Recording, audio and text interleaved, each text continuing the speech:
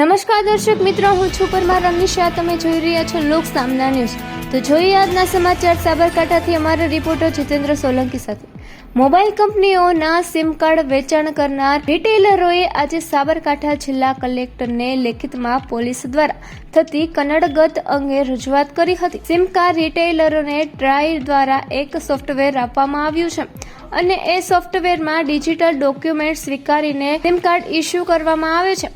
જો કે પોલીસ દ્વારા સિમ કાર્ડનું વેચાણ કરનાર ડીલરો પાસે આધાર કાર્ડ અંગેની માહિતી માંગવામાં આવતી હોવાનો આક્ષેપ કરવામાં આવ્યો છે અને આ બાબતે જિલ્લા કલેક્ટરને લેખિત રજૂઆત કરવામાં આવી છે.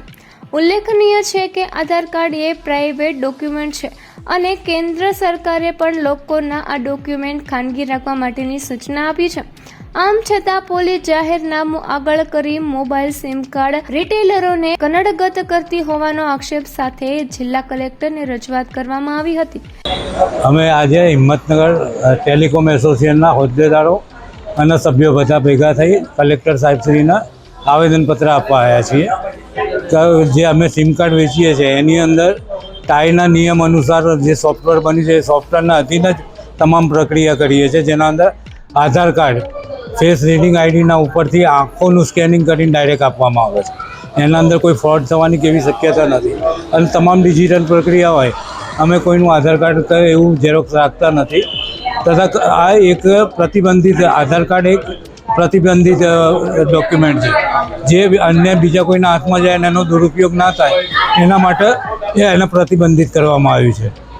એમ છતાં અમુક વાર એવું બને છે કે અમે નામ, સરનામું, એડ્રેસ, આલ્ટરનેટ મોબાઈલ નંબર બધું જે તે તપાસ એજન્સી આવતી હોય એને પ્રોવાઈડ કરીએ છીએ. પણ અમુક કિસ્સામાં એવું બને છે કે એ લોકો એને માન્ય રાખતા નથી અને આધાર કાર્ડ લેવા માટેનો અટાગ્રહ રાખે. પરંતુ એના માટે એક પ્રક્રિયા સરકારશ્રીએ નિયુક્ત કરેલી છે.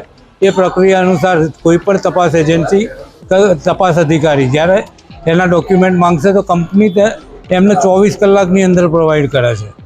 પણ આ બિનજરૂરી અમારી જોડે માંગે છે. અમે તો કંપનીના ડેટા એકઠા કરીએ છીએ, અમે ડેટાના માલિક નથી જેથી અમે ના આપી શકીએ. પણ અમારી જોડે એવો આગ્રહ રાખવામાં આવતો હોય કે તમે જ આપો તો એ શક્ય નથી. એના માટે એમને કંપનીને જ મેલ કરવાનો રહેશે. ગુલામભાઈ હુક્કા, એરટેલ ડિસ્ટ્રીબ્યુટર, હિંમતનગર તાલુકો. તો ફરી મળીશું એક નવા સમાચાર સાથે. ત્યાં સુધી જોતા રહો લોક સામના ન્યૂઝ.